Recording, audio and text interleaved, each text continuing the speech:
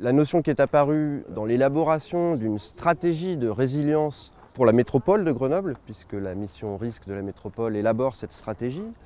c'est que dans une ville à la fois exposée à de nombreux aléas et extrêmement contrainte sur le plan spatial, on a un territoire qui est très contraint sur le plan des risques,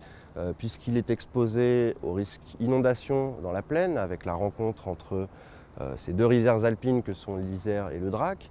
et puis tout un tas de ruisseaux, de torrents qui peuvent également amener de l'eau, des sédiments, des matériaux,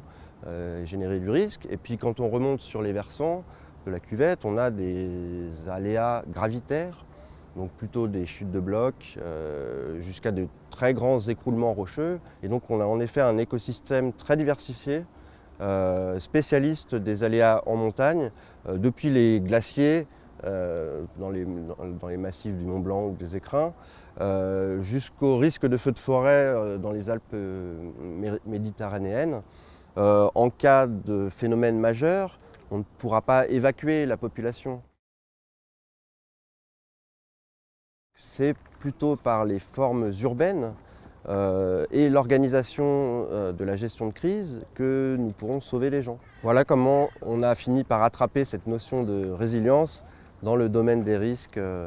dans les Alpes à Grenoble. Comme on le dit souvent, il n'y a pas de risque zéro. On ne peut pas se prémunir à coup sûr. Ce qui impose de définir un objectif de protection par rapport à un phénomène donné, tout en considérant que les mesures de protection existantes pourront être dépassées. Et donc, ça implique de s'organiser pour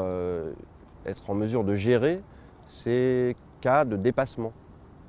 Cette notion du risque résiduel, elle est formalisée de plus en plus dans l'ensemble des pays alpins, notamment dans le cadre des travaux de la stratégie de l'Union européenne pour la région alpine, qui comporte un groupe de travail sur l'adaptation au changement climatique et la gestion des risques majeurs. Dans ce groupe de travail, on constate que tous les pays alpins sont confrontés au même problème, à la même problématique, d'une augmentation dans certains secteurs de l'activité des risques en montagne, ce qui explique que les pouvoirs publics fassent évoluer leur politique et cette injonction à mieux maîtriser les risques dans les territoires. Dans un État centralisé comme la France, cela suppose finalement une continuation de la décentralisation, une montée en compétence des collectivités sur ces questions, puisque traditionnellement c'est l'État qui dit le risque, le maire étant responsable de la sécurité de ses administrés,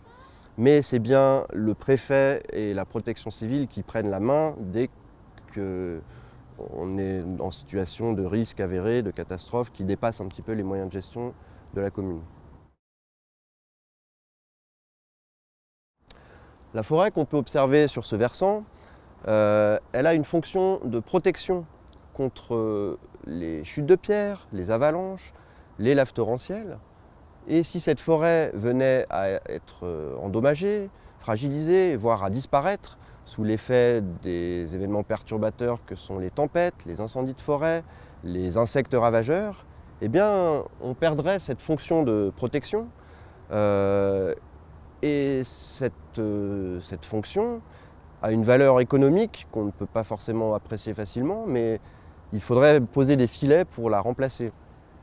Ce qui fait qu'il y a de nombreux travaux dans tous les pays alpins sur cette notion de service écosystémique, de solutions fondées sur la nature pour maîtriser les risques. Dans le domaine de l'aménagement urbain, on a aussi cette notion, dans le cadre de l'adaptation au changement climatique, de développer la nature en ville, plutôt à des fins de rafraîchissement. Mais cette fonction de tampon que peut avoir la végétation est quelque chose à intégrer dans la planification et la gestion des territoires de montagne. Les risques étant un objet complexe, à l'interface entre nature et culture, environnement et sociétés humaines, on a besoin pour les étudier, les caractériser, les comprendre, les anticiper, peut-être les prévoir, de mobiliser des compétences de toute nature interdisciplinaires. À travers le programme départemental qu'animait le pôle alpin des risques naturels, on a eu tout un tas de travaux pionniers en histoire, en sociologie, en économie, qui sont venus éclairer d'un jour nouveau l'étude des risques qui traditionnellement était l'apanage des sciences dures, des sciences de l'environnement, des sciences de l'ingénieur. Aujourd'hui, des projets structurants commencent à voir le jour à l'université. On peut évoquer, dans le cadre des initiatives d'excellence, le projet interdisciplinaire RISC, qui rassemble un certain nombre de laboratoires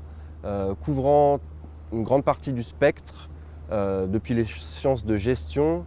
jusqu'aux géosciences et aux sciences de l'ingénieur, et également de l'information et de la communication, pour développer des outils modernisés, adaptés à l'évolution des contextes de risque dans des sociétés de plus en plus vulnérables et dépendantes de la technique.